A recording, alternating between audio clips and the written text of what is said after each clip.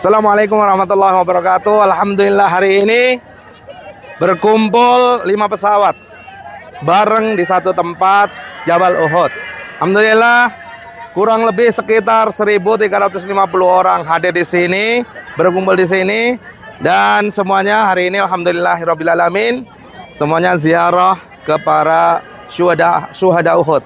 Dan hari ini para jamaah juga mendapatkan inspirasi dari peristiwa perang Uhud itu. Insya Allah jika mereka semuanya ada di sini, insya Allah besok Bapak Ibu, teman sahabat semuanya, insya Allah juga akan hadir di sini. Salam dari Uhud. Assalamualaikum warahmatullahi wabarakatuh.